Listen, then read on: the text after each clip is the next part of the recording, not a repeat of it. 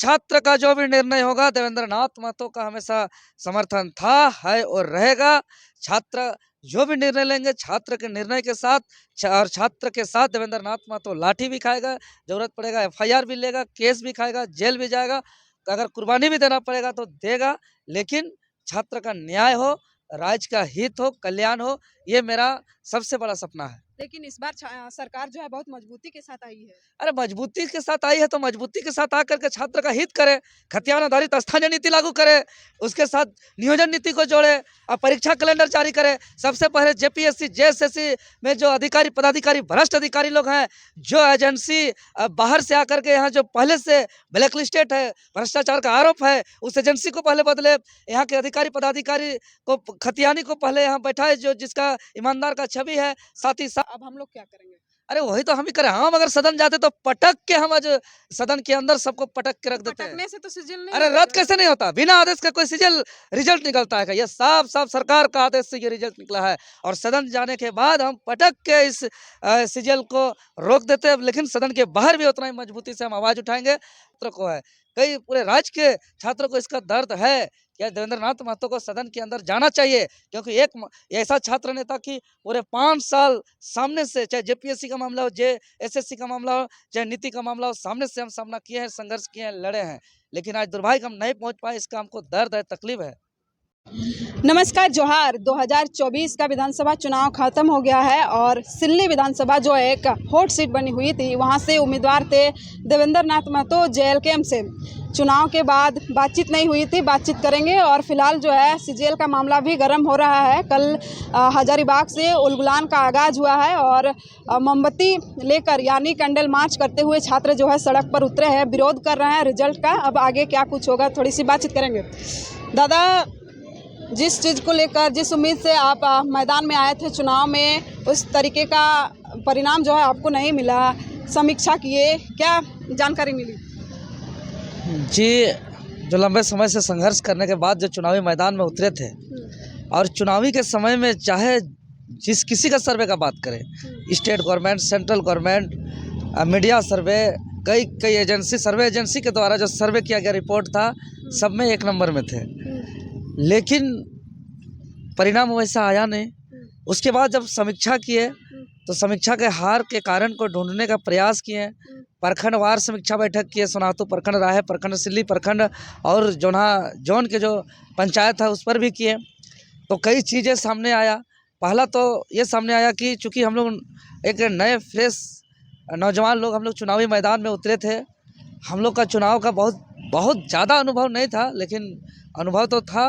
तो इसमें यही सामने आया कि चूँकि हम लोग का सारे ईमानदार और पढ़े लिखे हमारे कार्यकर्ता थे, ईमानदारी पूर्वक जो पहले का किया हुआ संघर्ष है उसको जनता के बीच में बताया, और जो आगे हम लोग जो ब्लूप्रिंट लेकर के गए थे कि इस काम को हम लोग ने करेंगे, कि भाई एक भी पेपर लीक होने नहीं देंगे, सेटिंग होने नहीं देंगे, गलत तरीके से परीक्षा को होने नहीं देंगे, जेपीएससी जेएसएससी कार्यालय के कचरा को सफाई करेंगे, नीति कानून बनाएंगे, और सिल्ली का गरीबी को दूर करने को लेकर के बहुत सारा मेरा ब्लूप्रिंट तैयार था और जनता का समर्थन भी मिला। लेकिन हम लोग ईमानदारी पूर्वक वोट मांगे, लेकिन उसी बीच में जो धन बल का प्रयोग करते हुए एक तरफ 2 जो प्रत्याशी थे उनका अपार धन बल का प्रयोग किया गया, दूसरी मेरा तरफ कई दिन ऐसा था कि जैसे सोनातू आसपास का 500 रुपया का डीजल के लिए 2 घंटा 3 घंटा प्रचार गाड़ी मेरा रुका हुआ रहता था। आधा रैली के बीच में कितना बार तेल का अभाव में, डीजल का अभाव में गाड़ी आधा रास्ता में रुक जाता था। ऐसा स्थिति परिस्थिति से उस बीच में लड़े। इसके अलावा चूँकि वो लोग छल कपट दबाव हर तरह का प्रयास किया गया। हमारे प्रचार करने वाले क्रांतिकारी साथियों को सबको समीक्षा में बताया कि घर घर जाकर के धमकी दिया जाता था, उसको दबाया गया, उसको लव लालच दिया गया, उसको करियर को बर्बाद करने का भी धमकी दिया गया, कहीं कहीं नौकरी देने का भी लव लालच दिया गया। इस तरीके से हमारे प्रचार करने वाले को कुछ तोड़ा गया।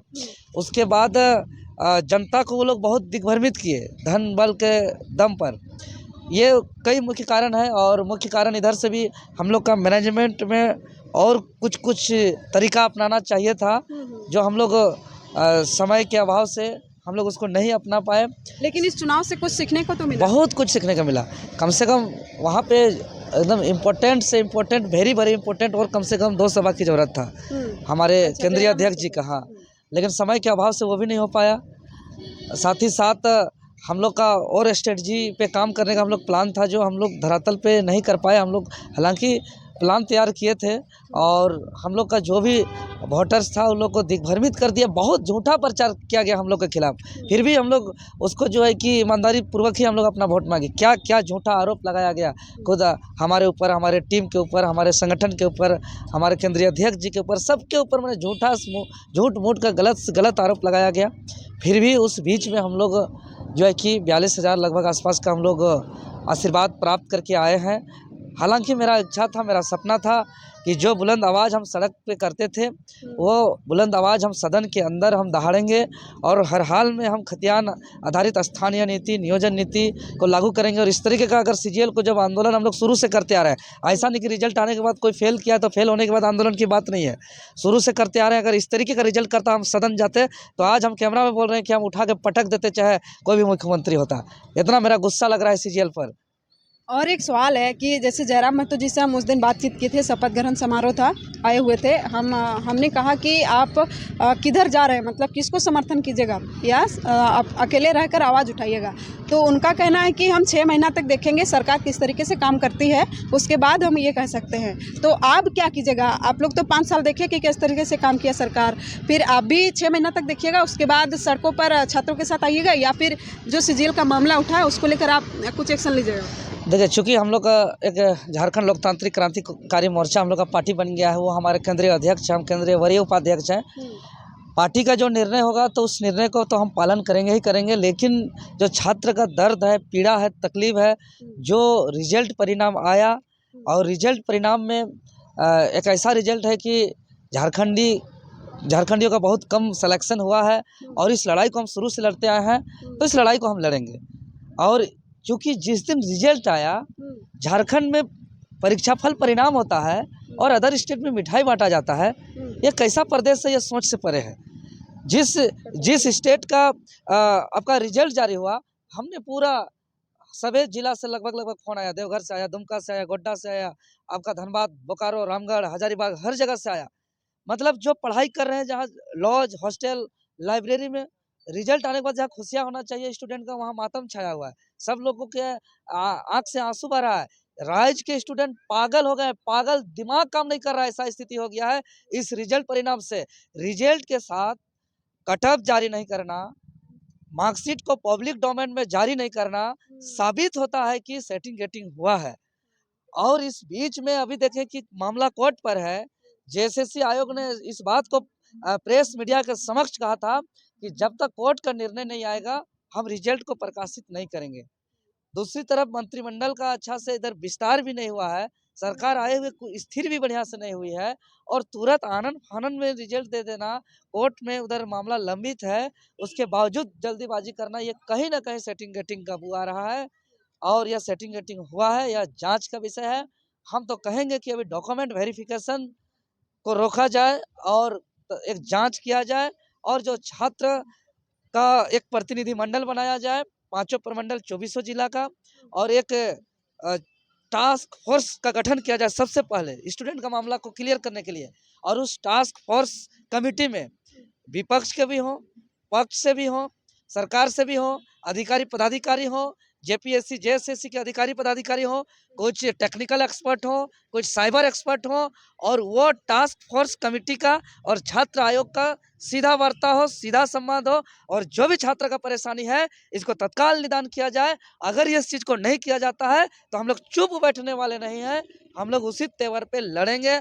हार जीत मायने नहीं रखता है, साइन करने का पावर नहीं है। सदन जाते तो सदन के अंदर कुर्सी पटकते, टेबल पटकते, उठा के पटक देते, और आज सीजीएल को बचा लेते।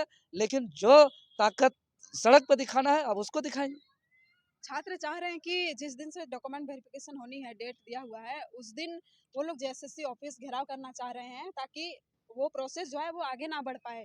तो इसको आप समर्थन करते हैं? जी बिल्कुल, छात्र का जो भी निर्णय होगा, देवेंद्र नाथ महतो का हमेशा समर्थन था, है और रहेगा। छात्र जो भी निर्णय लेंगे, छात्र के निर्णय के साथ और छात्र के साथ देवेंद्र नाथ महतो लाठी भी खाएगा, जरूरत पड़ेगा एफआईआर भी लेगा, केस भी खाएगा, जेल भी जाएगा, अगर कुर्बानी भी देना पड़ेगा तो देगा। लेकिन छात्र का न्याय हो, राज्य का हित हो, कल्याण हो, ये मेरा सबसे बड़ा सपना है। लेकिन इस बार सरकार जो है बहुत मजबूती के साथ आई है। अरे मजबूती के साथ आई है तो मजबूती के साथ आकर के छात्र का हित करे, खतियान आधारित स्थानीय नीति लागू करे, उसके साथ नियोजन नीति को जोड़े और परीक्षा कैलेंडर जारी करे। सबसे पहले जेपीएससी जेएसएससी में जो अधिकारी पदाधिकारी भ्रष्ट अधिकारी लोग हैं, जो एजेंसी बाहर से आकर के यहाँ जो पहले से ब्लैक लिस्टेड है, भ्रष्टाचार का आरोप है, उस एजेंसी को पहले बदले। यहाँ के अधिकारी पदाधिकारी को खतियानी को पहले यहाँ बैठाए जो जिसका ईमानदार का छवि है। साथ ही साथ लीगल एडवाइजरी कमेटी जो 32 सदस्य में 2 झारखंडी है, एक लक्ष्मी मुर्मू और एक जयंत टप्पो, पूरा 32 के 32 झारखंडी को उसमें लीगल एडवाइजरी कमेटी में डाले। जितना भी आयोग है, कमेटी है, गठन है, सब झारखंडी को रखा जाए, तब ना हम बोलेंगे मजबूत सरकार है। कैसा मजबूत सरकार है? जो यहाँ का नौकरी बेचे। कैसा मजबूत सरकार है? जो यहाँ का छात्र का दुख तकलीफ दर्द को नजरअंदाज करे। कैसा मजबूत सरकार है? जो यहाँ नियोजन नीति स्थानीय नीति को स्पष्ट रूप से बना ना पाए। कैसा मजबूत सरकार है? जो जेपीएससी और जेएसएससी में ईमानदार अध्यक्ष, सचिव और एग्जामिनेशन कंट्रोलर और मेंबर को बना ना सके। ये कैसा मजबूत सरकार है? सिर्फ लूटने के लिए, सिर्फ कोयला बालू बेचने के लिए मजबूत सरकार है, सिर्फ नौकरी बेचने के लिए मजबूत सरकार है। ऐसे मजबूत सरकार के पहले खिलाफ भी हम आप लोग लोग अपना आवाज आवाज उठा को रहे बुलंद थे करते हैं। और बदलने का टाइम भी आ गया, लेकिन जनता लोग तो सुने नहीं। अरे जनता को दिग्भ्रमित किया जाता है, वही तो हमको दर्द है। जनता को इस बात को एहसास नहीं है। हम तो खुले तौर पे कहेंगे कि कौन मेरे लिए 5 साल ईमानदारी से अपना भविष्य के लिए लड़ता है, केस खाता है, जेल खाता है, अपना बदल में लाठी खाता है, और कौन 5 साल कोयला बेचता है, बालू बेचता है, जमीन बेचता है, नौकरी बेचता है, और वोट के समय 10 दिन यही देखता है कि कौन हमको डीजल दे रहा है, कौन पेट्रोल दे रहा है, कौन पैसा दे रहा है, और कौन दिग्भ्रमित कर रहा है, और उसके पीछे जा रहा है। ये कहीं ना कहीं शिक्षा का अभाव है, जागरूकता का अभाव है। तो सबसे पहले इसीलिए ये सरकार चाहती है कि हम शिक्षित न बनाए, शिक्षा को हम कमजोर करें, यहाँ के लोगों को नौकरी नहीं दे, सिस्टम को पूरा हाईजेक करके रखे। इसीलिए तो ये सब किया जा रहा है। मंत्रिमंडल का विस्तार हो गया है, क्या कहिए? हम सभी मंत्री महोदय माननीय लोग को हम शुभकामना देते हैं कि जिस भी विभाग जिसको मिला है उस विभाग का कार्य को ईमानदारी पूर्वक निष्पादन करें, भ्रष्टाचार मुक्त होकर के काम करें, राज्य का विकास करें और अपना कर्तव्य का निर्वहन करें।